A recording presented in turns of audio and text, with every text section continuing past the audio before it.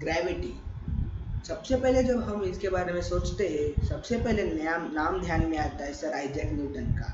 उनके एप्पल का, कैसे उनका एप्पल उनके सिर पे गिरा था और उन्हें चोट लगी थी और उन्हें सोचा था ये एप्पल नीचे क्यों नहीं गिरा, नीचे क्यों गिरा, ऊपर क्यों नहीं उड़ गया, क्या ऐसे ही एप्पल नीचे गिरा, क्या वैसे भी वो चांद जो अभी आकाश में वो भी नीचे गिरेगा। उनकी इसी क्यूरियोसिटी ने उन्हें दुनिया का one of the great scientist बना डाला। उन्होंने ग्रेविटेशनल फोर्स का डिस्कवरी किया। दोस्तों, ये जो ग्रेविटेशनल फोर्स है, न्यूटन ने एक कमी थी, न्यूटन की थ्योरी में कमी थी, उन्होंने ग्रेविटी कैसे होती ये पता नहीं किया था। इसकी जानकारी हमें general theory of relativity, Einstein की जनरल थ्योरी ऑफ रिलेटिविटी में मिल जाएंगी। दोस्तों, हम न्यूटन से भी पहले जॉनस केपलर के 3 प्लैनेटरी लॉज के बारे में पढ़ेंगे। चलिए शुरू करते हैं। दोस्तों, केपलर का पहला लॉ क्या बोलता है? दोस्तों, आपको निकोलस कॉपरनिकस पता ही होंगे। उन्होंने क्या बोला था, जो हमारा जो सन है उसके आजू बाजू प्लैनेट सर्कल में घूमते हैं, लेकिन जॉनस केपलर ने के ऑब्जर्वेशन के अनुसार प्लैनेट सन में नहीं, इलिप्स नाम के फिगर में घूमते हैं। इलिप्स क्या होता है मैं आपको बता देता हूँ। ये देखिए दोस्तों, इलिप्स में 2 लाइन परपेंडिकुलर होते हैं और ऐसा एक सर्कल होता है। मेरी फिगर अच्छी नहीं है फिर भी आप समझ जाओगे। ये होता है इलिप्स। इस इलिप्स में 2 फोकस होते हैं या फोकी, एक यहाँ पे और यहाँ पे, ऐसे कहाँ पे तो होते हैं। तो केपलर का पहला लॉ क्या बोलता है, इन दो में से किसी एक जगह पे सन है और उसे फोकी मान के प्लैनेट्स उसके आजू बाजू घूमते हैं। ये है केपलर का फर्स्ट लॉ। क्या बोलता है केपलर का फर्स्ट लॉ? सन फोकी में है और प्लैनेट उनके आजू बाजू ऐसे घूमते हैं। अब हम केपलर के सेकंड लॉ पे आते हैं। इसे लॉ ऑफ एरिया भी कहते हैं। ये लॉ क्या कहता है, a planets revolving around a sun covers equal distances in equal interval of time। कैसे, मैं आपको समझा देता हूँ। समझिए, यह एक इलिप्स है, इसी में ऑर्बिट प्लैनेट्स घूमते हैं।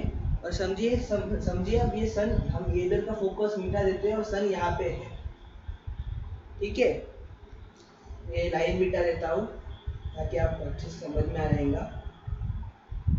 दोस्तों, सन यहाँ पे है, ये प्लैनेट उसके आजू बाजू हो रहा। अब हम एक इंटरवल लेंगे एक एक महीने का।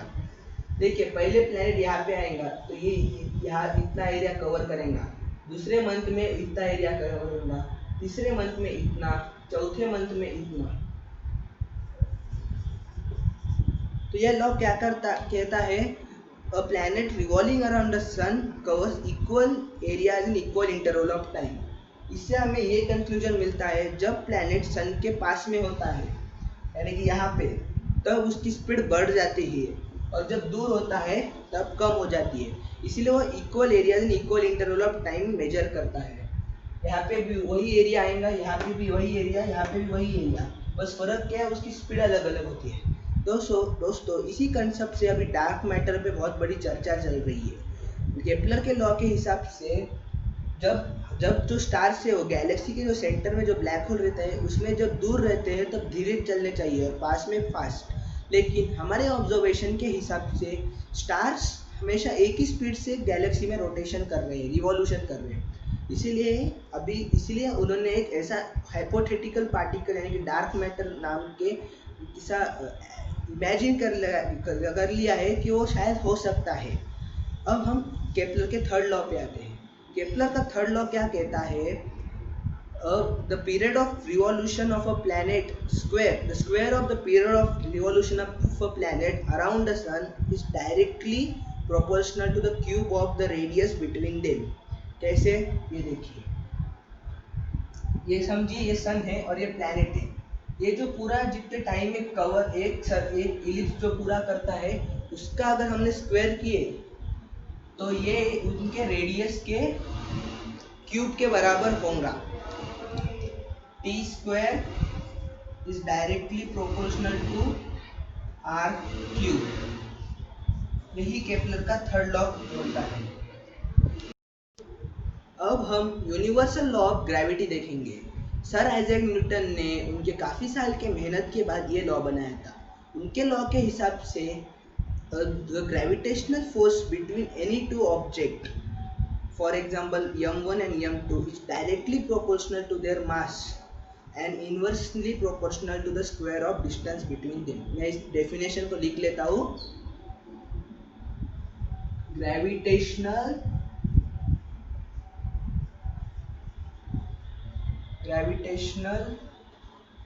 force is directly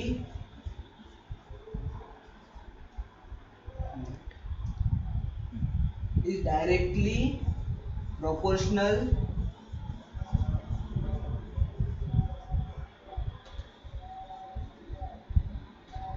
to product of their mass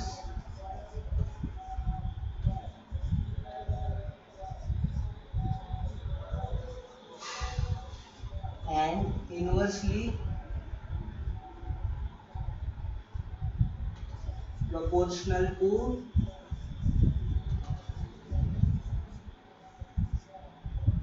square of distance between them। Square of distance between them। दोस्तों अब हम इसी लॉ को मैथमेटिकली लिखेंगे।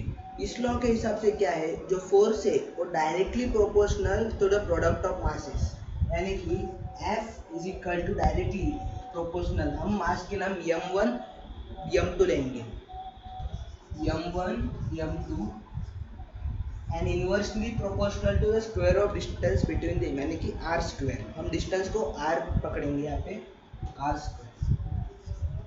दोस्तों यहाँ पे कांस्टेंट आता है g। दोस्तों न्यूटन को g की वैल्यू पता करने में असफलता कामयाब हुई थी, लेकिन उनके बहुत सालों के बाद हेनरी कैवेंडिश ने एक एक्सपेरिमेंट से g की वैल्यू पता करी थी। हेनरी कैवेंडिश ने g की वैल्यू क्या पता करी थी, मैं आपको बताता हूँ। उन्होंने पता की थी g is equal to 6.67 into 10⁻⁻11। ये वैल्यू हेनरी कैवेंडिश ने फाइंड की थी। दोस्तों अब हम g की यूनिट और उसका डायमेंशनल फार्मूला देखेंगे। हम इस फार्मूले से g की यूनिट ढूंढेंगे। ये जी यहाँ पे भी मल्टीप्लिकेशन लिख सकते हैं।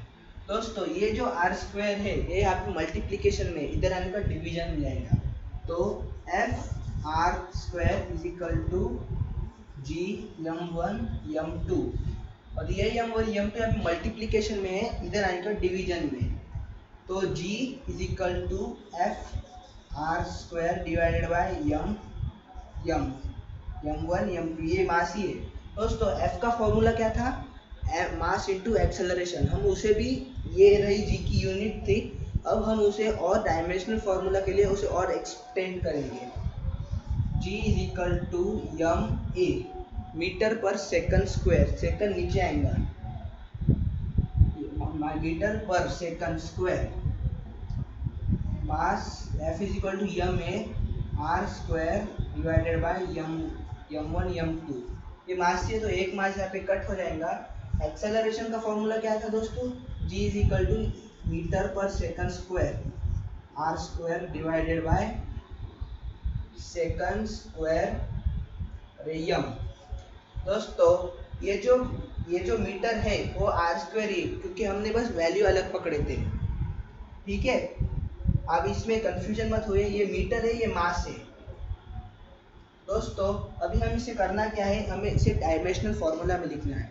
डायमेंशनल फार्मूला में आप कैसे लिखेंगे, यहाँ पे लेंथ ऑफ क्यूब है, यानी कि इसका जो मास है यहाँ पे कितना है m, ये यहाँ पे डिवीजन में इधर आने ऊपर आने के बाद नेगेटिव में जाएगा, तो ये हो जाएगा m-1 l क्यूब है, l क्यूब, और सेकंड -2 mlt -2, इसे ऐसे ब्रैकेट में लिखते हैं।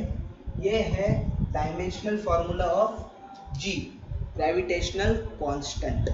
थैंक यू दोस्तों, अगले वीडियो में हम इसका सेकंड पार्ट देखेंगे।